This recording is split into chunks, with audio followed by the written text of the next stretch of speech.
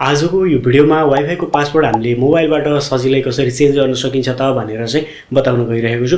यदि तपाईहरुले पनि वर्ल्ड लिंक, क्लासिक टेक, भारनेट अथवा जुनसुकै नेटको वाइफाई राउटरहरु चलाउनुहुन्छ अथवा तपाईसँग साधारण वाइफाई राउटर पनि हुन सक्छ, त्यो सम्पूर्ण वाइफाई राउटरहरुको पासवर्ड कसरी चेन्ज गर्न सकिन्छ मैले तपाईहरुलाई सबै जानकारी दिनेछु र यो जानकारी लिनको लागि हाम्रो यो भिडियोलाई अन्तिमसम्म हेर्नु होला। र आजको यो जानकारी सुरु गर्नुभन्दा अगाडि तपाईहरुसँग सानो अनुरोध गर्न चाहे, यदि तपाईहरु हाम्रो यस नेपाली टेक्निकल युट्युब च्यानलमा नयाँ आउनु भएको छ र च्यानललाई सब्स्क्राइब गर्न छुटाउनु भएको छ भने अवश्य नै हाम्रो च्यानललाई सब्स्क्राइब गर्नु होला र हाम्रो यो भिडियोलाई अझै पनि लाइक गर्नु भएको छैन भने एक लाइक अवश्य पनि गर्नु होला। सुरुमा म तपाईहरुको लागि जो साधारण वाइफाई राउटर छ त्यसको कसरी चेन्ज गर्ने भन्ने तर्फ लैजान चाहे। ओके, अब तपाईहरुले आफ्नो फोनबाट वाइफाई राउटरको पासवर्ड चेन्ज गर्नको लागि त्यो फोनमा चाहिँ आफ्नो वाइफाई कनेक्ट गर्नु होला। अब तपाईहरुले कनेक्ट गरिसकेपछि आफ्नो फोनमा भएको गुगल क्रोम अथवा कुनै एउटा वेब ब्राउजरलाई ओपन गर्नुस्। त्यसपछि त्यहाँनेरि गएर टाइप गर्नु होला 192.168.0.1 भनेर चाहिँ त्यहाँनेरि टाइप गर्नु होला।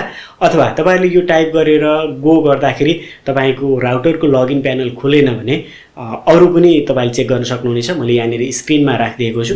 राउटर अनुसार केही डिफरेन्ट हुन सक्छ। तपाईले आफ्नो राउटरको पछाडी हेर्नु भयो भने जुन लगइन आईपी छ त्यो पछाडी देखिनेछ र त्यसमा युजर र पासवर्ड पनि हुन्छ। र तपाईले यहाँनेरि मेरो स्क्रिनमा देखिसक्नु भएको छ, ओपन भइसकेको छ। यहाँनेरि युजर र पासवर्ड राख्नुपर्ने हुन्छ। बाइ डिफल्ट सबै जसोमा चाहिँ एडमिन चाहिँ हुन्छ, युजर पनि पासवर्ड पनि। ओके, अब यसलाई लगइन गर्नुस्। लगइन गरिसकेपछि यहाँनेरि तपाईहरुले देख्न सक्नुहुनेछ वायरलेस भनेर।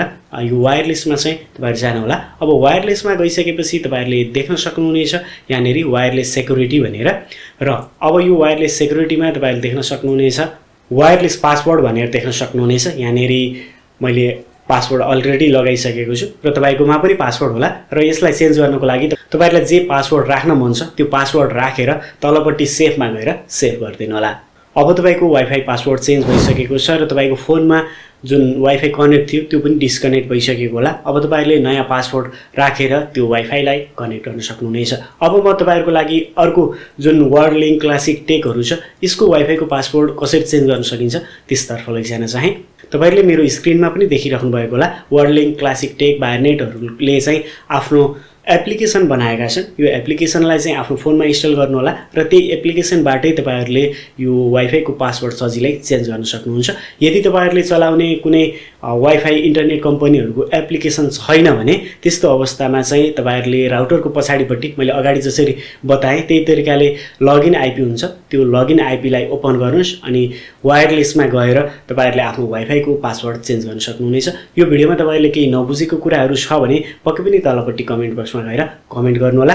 हामी नेक्स्ट भिडियोमा अवश्य भेट्ने छौं। हाम्रो यो भिडियोलाई अन्तिमसम्म हेरेर साथ दिनुहुने तपाईहरु सबैजनालाई धेरै धेरै धन्यवाद।